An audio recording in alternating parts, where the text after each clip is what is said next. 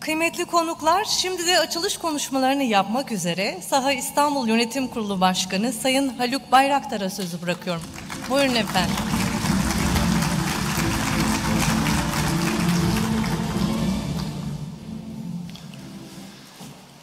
Sayın Savunma Sanayi Başkanım, Cumhurbaşkanlığı Dijital Dönüşüm Ofisi Başkanım, Sayın TÜBİTAK Başkanım, değerli İstanbul Sanayi Odası Başkanım ve kıymetli katılımcılar, İstanbul Sanayi Odası ve Saha İstanbul'un birlikte düzenlediği savunma sanayi buluşmalarının 4.'süne hoş geldiniz. Saha İstanbul, Savunma Havacılık ve Uzay Kümelenmesi'nin yönetim kurulu başkanı olarak sizlerle bir arada olmaktan dolayı büyük memnuniyet duyuyorum. Birazdan değerli katılımcılarımız milli teknoloji hamlesinin ülkemizin teknolojik dönüşümüne nasıl katkı sağladığını sizlerin huzurunda değerlendirecek. Hepinizi bu kıymetli panele bekliyoruz. Ancak öncesinde huzurunuzda bazı hususlara dikkatinizi çekmek istiyorum. Kıymetli misafirler, dünya savunma sanayi hacmine baktığımız zaman 2000'li yıllardan sonra savunma harcamalarında artan bir trend gözlemlemekteyiz. Söz konusu harcamaların büyük bir kısmını dünyadaki sadece birkaç ülke yapıyor. Dünya üzerindeki tüm savunma harcamalarının sadece %40'ını Amerika Birleşik Devletleri gerçekleştiriyor. Amerika'yı Çin ve Hindistan takip etmekte. Ve bütün bu büyük tablo içerisinde ise Türkiye'nin payı, tüm savunma harcamaları içerisinde Türkiye'nin payı sadece %1,5. Hem sınır güvenliğimizi sağlamak hem de terörle etkin bir şekilde mücadele edebilmek için kaynaklarımızı verimli kullanmak önem arz ediyor. Bu vizyonla yapabileceğimiz en önemli katkı asimetrik etki yaratacak teknolojileri geliştirmek olacaktır. Bugün firmalarımızın dünyanın onlarca ülkesine ihraç ettiği insansız hava araçlarımız asimetrik teknoloji geliştirmeye dair elimizdeki en kuvvetli örneklerden bir tanesi. Bu noktada yeni gelişen teknolojilere yatırım yapan, girişim ekosisteminde yer alan, nitelikli ve hızlı büyüme trendine sahip firmalarımız var. Bu firmaların dinamizmini koruması, doğal rekabet şartları içerisinde ilerleyebilmesi kritik öneme sahip. Ayrıca bu firmalarımızı destekleyen kritik alt sistemler üretiminde mesafe kat etmiş güçlü firmalara da ihtiyacımız var. Özellikle stratejik ve hassas ürünlerin tedariğinde aksama olduğunda bunu kendi kaynaklarımızla kısa sürede çözebilecek noktada olmamız hayati bir önem taşımakta. Bu noktada firmalarımızın kabiliyetlerini geliştirebilmesi için Saha İstanbul olarak yoğun bir çaba içerisindeyiz. Firmalarımızı bir araya getiriyor, geliştirme ve üretim sürecinde ortak çalışmanın sinerjisinden faydalanmaları için projeler üretiyoruz. Kıymetli misafirler, Türk savunma sanayi birçok sektöre göre çok daha hızlı bir büyüme trendi içerisinde. Savunma Sanayi Başkanlığımızın halihazırda 700'ün üzerinde aktif projesi bulunmakta. Sektörümüz geçen yıl bir önceki yıla %41'lik bir artışla 3,2 milyar dolar gibi bir rakamla ihracat gerçekleştirdi. Bundan 10 yıl önce ihracatımız 800 milyon dolardı ve bu sene 2022 yılı itibariyle bu rakamın 4 milyar doları rahatlıkla yakalayabileceğini söyleyebiliriz. Bu yıla dair aldığımız ilk veriler bu hedefi rahatça geçeceğimizi söylüyor. 2022'nin ilk çeyreğine baktığımız zaman ihracatımız geçtiğimiz yılın, ki pandemiden sonraki yıldı 2021, 2021'in ilk çeyreğine göre %50'lik bir artışla 961 milyon dolar oldu. Savunma sanayi ihracatımız 2022 ilk çeyreğinde. Özellikle savunma sanayinde artık ithal eden bir ülkeden ihraç eden bir ülkeye doğru dönüşüyoruz. Dünyanın dört bir tarafına ileri teknoloji platformlar ihraç ediyoruz. Bu da önümüzdeki yıllarda ihracatımızın çok daha hızlı bir şekilde artacağına dair elimizdeki en önemli veri. Çünkü bir platform sattığınız zaman onunla birlikte alt sistemleri, mühimmatları ve diğer bileşenleri sadece ilk satışta değil, ürünün tüm yaşam döngüsü boyunca satma imkanı oluşuyor. Daha da önemlisi ülkemizin dost ve müttefik ülkeler ile ilişkilerinin güçlenmesine çok büyük destek veriyor. Savunma sanayi ihracatı aynı zamanda ülkemize diplomatik alanda da mesafe kat ettiriyor. Savunma sanayi ihracatı sadece bir ekonomik aktivitenin yanı sıra aynı zamanda çok güçlü bir diplomatik kaldıraç ve bunun da çok önemli katkısını son yıllarda ülke olarak gözlemlemekteyiz. Değerli misafirler, günümüz konjonktüründe ülkelerin en önemli derdi bağımsızlıklarını korumak. Sosyoloji ilminin babası olarak görülen ve medeniyetimizin yetiştirdiği en önemli bilim insanlarından biri olan İbn Haldun, dünya tarihine yön veren eseri Mukaddemede devletlerin tam bağımsızlığına dair önemli bir çerçeve çiziyor. Bu büyük düşünüre göre bir devlet ancak dahili egemenlik, vergi toplayabilmesi, elçiler gönderme yani dış dünyada tanınma, sınırları koruma ve yabancı himayesine girmeme ile tam bağımsız olabilir. Eğer bunlardan biri dahi eksik olursa o devlet tam bağımsız değildir.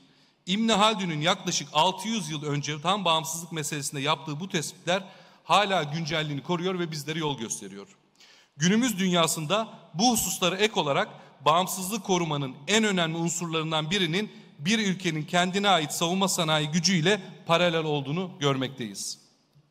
Muharebe konseptleri, doktrinler değişirken ülkemizi gerektiği gibi savunup koruyabilecek bir kabiliyette olmazsak maalesef hiçbir zaman tam bağımsız olabilmemiz de mümkün değil. 1974'te soydaşlarımızı kurtarmak için düzenlenen Kıbrıs Barış Harekatı sırasında karşı karşıya kaldığımız ambargo, millileşme vizyonunun ne kadar hayati olduğunu bizlere gösterdi.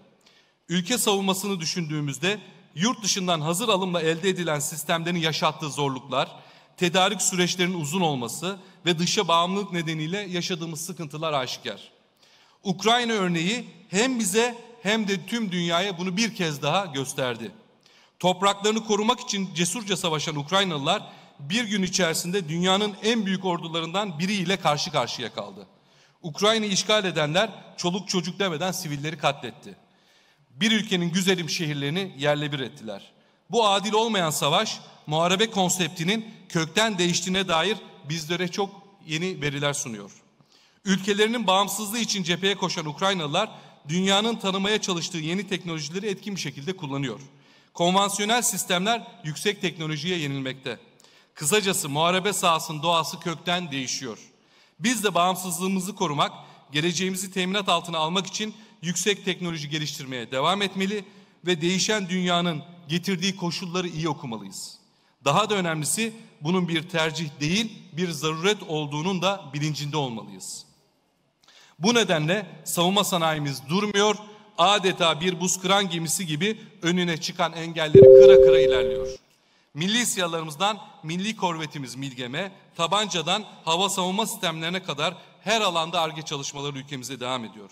Sadece bu sistemler değil, kara araçları, deniz platformları, mühimmat teknolojileri, elektronik harp benzeri endüstriyel yeteneklerimizin de dünya ile rekabet edebilir seviyeye gelmesi kritik önem arz etmekte. İşte tam da bu nedenle çocuklarımıza, torunlarımıza ve gelecek nesillerimize daha iyi bir ülke bırakabilmek için var gücümüzle çalışmayı sürdürmeliyiz. Değerli misafirler, bahsettiğim tüm bu hususlar değerlendirildiğinde yüksek teknoloji geliştirebilmek tam bağımsızlığa giden yolda en önemli unsurlardan bir tanesi. Özellikle bu noktada teknoloji alanında çalışan küçük ve yeni girişimlere fırsat tanımalı ve girişimlerini desteklemeliyiz. Bugün benim aynı zamanda yönetim kurulu genel müdür olduğum Baykar firması bundan 20 yıl önce 5 kişilik bir ekipti, ufacık bir ekipti.